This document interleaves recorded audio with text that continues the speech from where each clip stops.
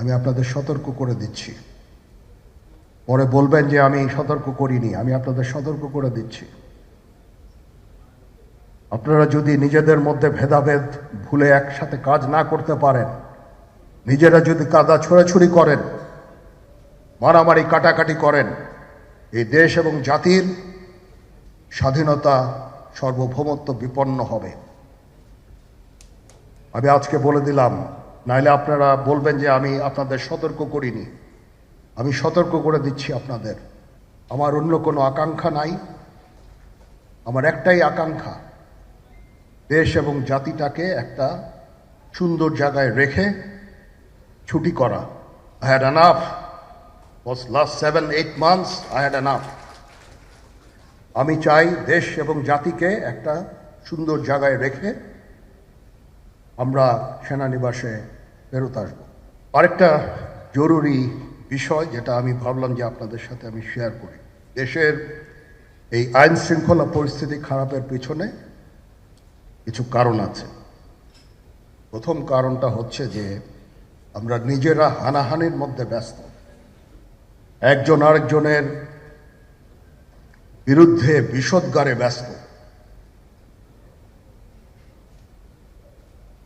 এটা একটা চমৎকার সুযোগ অপরাধীদের জন্য। যেহেতু আমরা একটা অরাজক পরিস্থিতির মধ্যে বিরাজ করছি, তারা খুব ভালোভাবেই জানে যে এই সময়ে যদি এই সমস্ত অপরাধ করা যায় তাহলে এখান থেকে পরিত্রাণ পাওয়া সম্ভব। সেই কারণে এই অপরাধগুলো হচ্ছে। আমরা যদি সংগঠিত থাকি, একত্রিত থাকি, তাহলে অবশ্যই এটা সম্মিলিতভাবে মোকাবেলা করা সম্ভব হবে। Police, RAB, BGB, TGFI, NSI এগুলো দেশের জন্য অত্যন্ত গুরুত্বপূর্ণ কাজ করেছে অতীতে। খারাপ কাজের সাথে অসংখ্য ভালো কাজ করেছে। আজকে যে দেশের স্থিতিশীলতা, দেশটাকে যে এত বছর স্থিতিশীল রাখা হয়েছে, এটার কারণ হচ্ছে এই সশস্ত্র বাহিনীর বহু সেনা সদস্য, সিভিলিয়ান সবাই মিলে এই অর্গানাইজেশনগুলোকে, অসামরিক সামরিক সবাই মিলে এই অর্গানাইজেশনগুলোকে এফেক্টিভ রেখেছে। সেই জন্য আজকে সুন্দর, এতদিন ধরে আমরা একটা সুন্দর পরিবেশ পেয়েছি। এর মধ্যে যারা কাজ করেছে, যদি অপরাধ করে থাকে সেটা শাস্তি হবে, অবশ্যই শাস্তি হতে হবে। না হলে এই জিনিস আবার ঘটবে। আমরা সেটাকে বন্ধ করতে চাই চিরতরে, কিন্তু তার আগে মনে রাখতে হবে আমরা এমনভাবে কাজটা করব এই সমস্ত অর্গানাইজেশনগুলো যেন আন্ডারমাইন না হয়। আজকে পুলিশ সদস্য কাজ করছে না, এটা বিশাল বড় কারণ হচ্ছে অনেকের বিরুদ্ধে মামলা, অনেকে জেলে। RAB, BGB, DGFI, NSI panicked. বিভিন্ন দোষারোপ, গুম, খুন ইত্যাদি তদন্ত চলছে। অবশ্যই তদন্ত হবে, দোষীদের বিচারের আওতায় আনতে হবে। এমনভাবে কাজটা করতে হবে যেন এই অর্গানাইজেশনগুলো আন্ডারমাইন না হয়। এই অর্গানাইজেশনগুলোকে যদি আন্ডারমাইন করে আপনারা মনে করেন যে দেশের শান্তি শৃঙ্খলা বিরাজ করবে, সবাই শান্তিতে থাকবেন, এটা হবে না, সেটা সম্ভব না। আমি আপনাদের পরিষ্কার করে বলে দিচ্ছি, এই দেশের শান্তি শৃঙ্খলা রক্ষার দায়িত্ব খালি সেনাবাহিনীর না।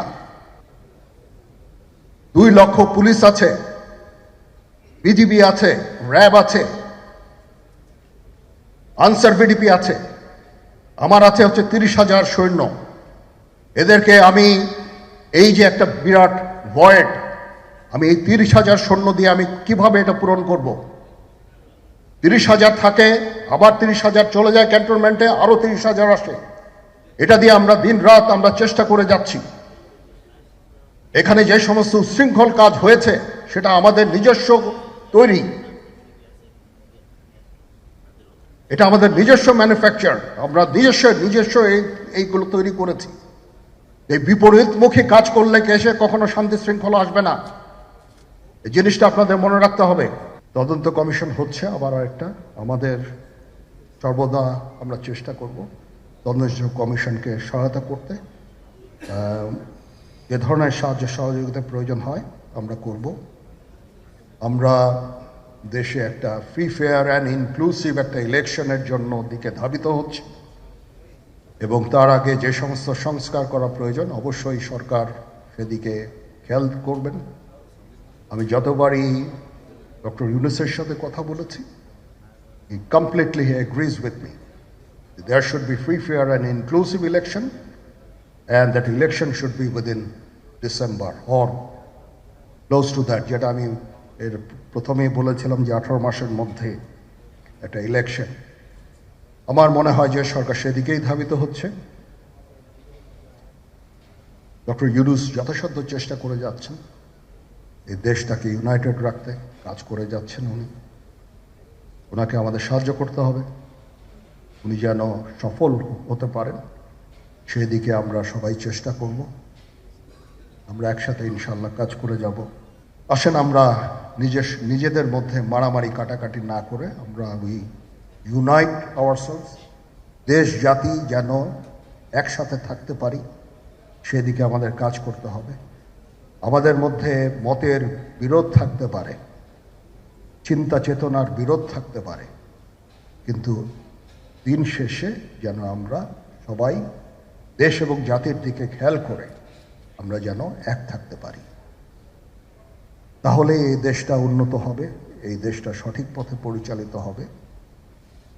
না হলে আমরা আরো সমস্যার মধ্যে পড়তে যাব। বিশ্বাস করেন, we don't want to head, ওইদিকে আমরা যেতে চাই না। আমি আপনাদের সতর্ক করে দিচ্ছি, পরে বলবেন যে আমি সতর্ক করিনি। আমি আপনাদের সতর্ক করে দিচ্ছি, আপনারা যদি নিজেদের মধ্যে ভেদাভেদ ভুলে একসাথে কাজ না করতে পারেন, নিজেরা যদি কাদা ছোড়াছুড়ি করেন, মারামারি কাটাকাটি করেন, এই দেশ এবং জাতির স্বাধীনতা সার্বভৌমত্ব বিপন্ন হবে। আমি আজকে বলে দিলাম, নাইলে আপনারা বলবেন যে আমি আপনাদের সতর্ক করিনি। আমি সতর্ক করে দিচ্ছি আপনাদের। এই দেশ সুখে শান্তিতে থাকতে চাই, আমরা চাই না হানাহানি কাটাকাটি মারামারি। সেই উদ্দেশ্যে আমি কাজ করে যাচ্ছি, আমরা কাজ করে যাচ্ছি। আমাদের সেনাবাহিনীর প্রতি আক্রমণ করেন না। একটা কমন জিনিস আমি দেখতে পাচ্ছি, সেনাবাহিনী এবং সেনা প্রধানের প্রতি বিদ্বেষ কারো কারো। কি কারণে আজ পর্যন্ত আমি এটা খুঁজে পাইনি। আমরা হচ্ছে একমাত্র ফোর্স যেটা আপনাদের জন্য কাজ করে যাচ্ছি, দাঁড়িয়ে আছি প্ল্যাটফর্মে। Of course navy and air force, navy chief আবার মন খারাপ করে করছে, navy air force all, we all আমাদেরকে সাহায্য করেন, আমাদেরকে আক্রমণ করেন না,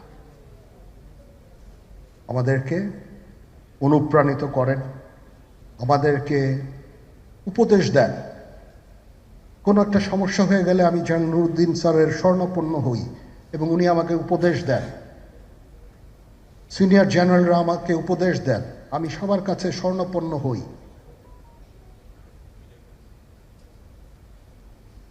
আমাদের প্রতি আক্রমণ করেন না, উপদেশ দেন। আমরা অবশ্যই ভালো উপদেশ গ্রহণ করব।